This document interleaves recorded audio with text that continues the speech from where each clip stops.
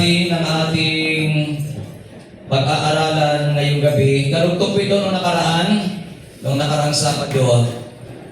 Sa Gospel of Matthew chapter 7 verse 12, sabi po natin doon ay, gawin ninyo sa inyong kapwa ang nais ninyong gawin nila sa inyo. Ito ang buod ng kautusan at ng mga isinulat ng mga propeta. Pagpalain ng ating Diyos ang pagkabasa sa kanyang mga salita at sa mabuting balita. Purihin natin ang pagkakaroon ng ating na bumili si Mahatma Gandhi ng Bible at binasa niya ito. So nung basahin niya ang Bible, natuwa si Mahatma Gandhi kasi ang ganda ng laman ng Biblia. Tuwang-tuwa siya. Sabi niya, parang to sa Tagalog, ano? Parang ang ganda ng mga turo ni Jesus. Kaya lang nung siya po ay iniinganyo na para magpabaptize sa Christian, hindi siya pumayag. Hindi siya nagpa-convert sa Christian. Alam niyo kung bakit? Sabi ni Mahatma Gandhi, I believe Christ, but I can't believe Christian. I believe Christ, but I can't believe Christian. Bakit kaya nabanggit yun ni Mahatma Gandhi? At hindi siya pumayag na magpa-convert sa Christianity. Pero, number one siyang tagahanga ni Christ. Alam niyo kung bakit? Kasi ang mga nakasama man yan sa dorm ay mga Christian. Kaya lang, ang problema ito, kung gaano kaganda ng laman ng Biblia, hindi naman makita sa mga tagasunod ni Kristo. Maraming ganyan sa church. Samantala si Christ bumaba, nagpakumbaba, galing sa langit, bumaba, nagkatawang tao, inabot ang tao, pero ang tao hindi maabot ang kanyang kapwa. Kaya nga sabi dito, ang aral, ang tungkol sa Golden Rule, itinuro ito ni Jesus para turuan niya ang mga tagapakinig na matutong magmalasakit sa kapwa. Magmalasakit. Magkaroon ng compassion, care sa ating kapwa. Hindi yun na tayo pa yung nagiging pasaway sa ating kapwa. Lalo sa ministry ito, alam niyo po mga kapatid, ang gusto ni Lord, maging blessing tayo sa iba. Maging blessing sa ating kapwa, hindi yung katitisuran. Kaya nga ang Golden Rule, nagtuturo ito para tayo ay talagang magkaroon ng tinatawag na Christian values. Magkaroon ng pag-ibig, matutong sumunod, matutong magpakumbaba. Yan yung mga Christian values eh. Ay tinuturo ito ni Jesus Christ para tayong lahat ay naabot ng mabuting balita, matutuhan natin na magkaroon tayo ng pagmamahal sa ibang tao. Bakit itinuro ni Jesus ang Golden Rule? Pangalawa, upang turuan tayong maging mabuting tao. Bakit kaya gusto ng Lord maging mabuting tao tayo? So, ibig sabihin, hindi lahat mabuti. Hindi lahat ay ayos. Hindi lahat tama. Pero maraming may tama. Tayo, instrument lang ni Jesus para ipagpatuloy ang mission niya dito sa lupa. Amen. Hindi tayo nagmamayari ng kingdom. Extension tayo sa kanyang mission. Si Lord, nagtuturo ng naging mabuting tao. Minsan, ang nagiging problema, kaya si Mahatma Gandhi hindi na-convert sa Christianity kasi hindi naman tayo minsan nagiging influence sa pagiging mabuting tao sa ating kapwa. Sa halip na madala natin ang ating kapwa sa pagiging mabuti at maging mabuting tao ang iba, minsan natitisod pa sa atin at naging dahilan pa para sa lumayo sa Panginoon. Kaya nga, nagpapasalamat tayo kay Lord kapag mayroon talaga mga tao na maganda ang puso at talagang nakikitaan mo talaga ng paging mabuti sa daigdig na ito, lalo sa gawain ng Panginoon. Totoo lang, naghahanap ang Diyos ng mga taong maganda ang kalooban. At yun ang target ni Jesus. Bakit? Kahit sa lumang tipan, naghari si Saul. Siya first king ng Israel. Pero hindi nakita ng Diyos kay Saul ang kagandahan ng puso. Kasi ganoon naman talaga ang nangyayari at madalas na nagaganap. Lalo kapag nabibigyan ng pagkakataon ng isang tao, minsan nawawala na yung focus niya kung sino ba ang nagbigay sa kanya ng pagkakataon, saan ba galing ang kanyang tagumpay. Kaya anong nangyari kay Saul? Inalis siya ng Diyos sa kanyang tungkulin. Alam niyo kung bakit? Hindi nakita ng Diyos kay Saul ang kagandahan ng puso. Naghanap ang Diyos ng taong maganda ang puso. Anong ginawa ng Panginoon? Inutusan niya si Samuel na pumunta pa sa isang lugar na kung saan ay malayo sa kabayanan upang hanapin ang isang tao na may kagandahan ng puso. And then pagdating ngayon ni Samuel doon sa bahay ni Jesse, ang tatay ni David, iniharap ni Jesse ang kanyang mga anak na mga sundalo, magigiting, at mga makitikas. Ang sabi ni Samuel, ni Prophet Samuel, ito na ata pinili ng Diyos kasi matikas eh. Kitang-kita mo, karapat-dapat maging hari. Pero alam niyo po, sabi ng Diyos, huwag mong tingnan ang panglabas na anyo.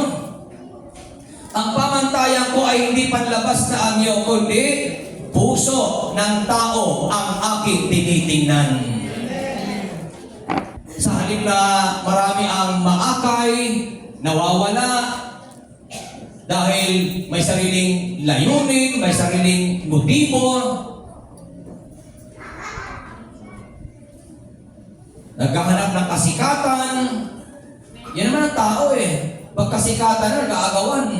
Pag power ang pinag-uusapan, pinag-aagawan. Hindi na iisip ng tao, hanggang kailan ka lang ba sa mundo?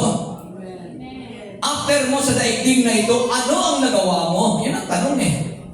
Ano bang nagawa natin? Ikaw ba ay nakapagdala ng maraming tao, maraming kaluluwa, pabalik sa Diyos?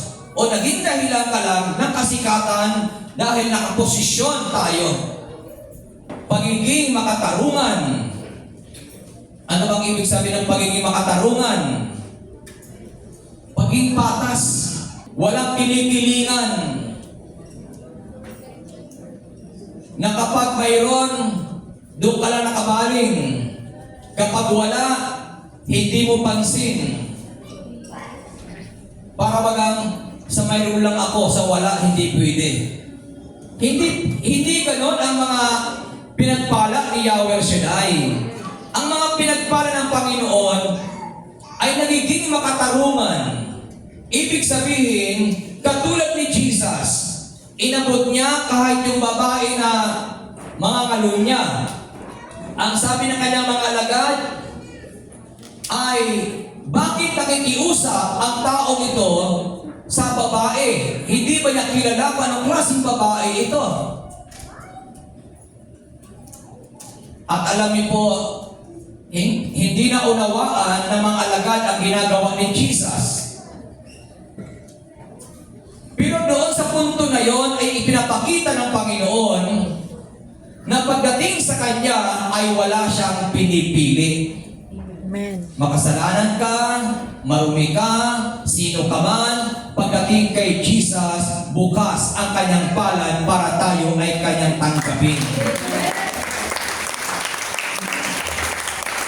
O di ba ang tao, pag nagkamali tayo, pag nagkasala tayo, pinagsasarahan tayo ng tao. Tinutuldukan tayo ng tao. Pero si Lord, hindi. Bibigyan ka ng pagkakataon.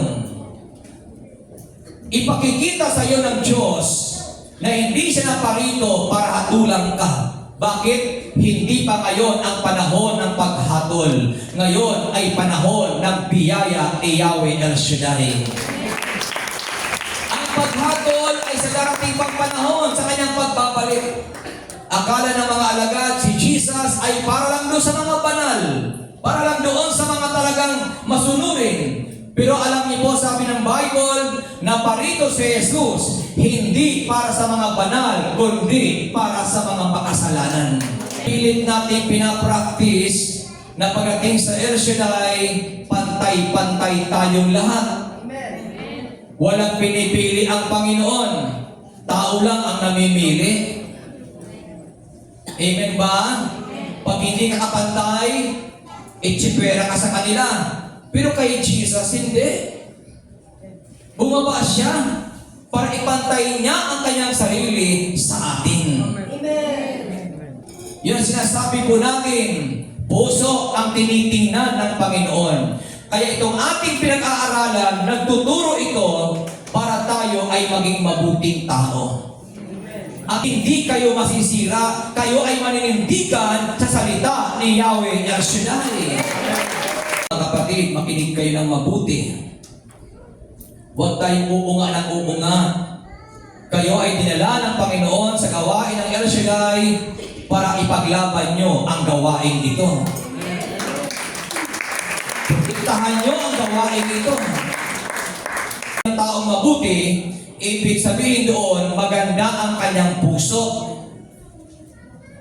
Kahit wala kayong disciple, kaya niyong pagandahin ang gawain na ito ni Yahweh El Shaddai. Diba sabi ni Dr. Jose Rizal, kabataan ang pag-asa ng bayan. Sa gawain ni Yahweh El Shaddai, mga kabataan, kailangan kayo ni Yahweh El Shaddai. Kayo ang future leaders ng ministry ito. Kaya dapat ang puso natin maganda, kayang ipaglaban, kayang ipagtanggol ang mga taong ipinagkakatiwala ng Diyos sa atin. Purihin natin ang Panginoon. So dito po, pinapakita po ng Bible, kapag mabuti ang ating pakikitungo, nababawasan ang away. Golden rule. May balik lagi yan. Anong ginagawa natin? Babalik sa'yo.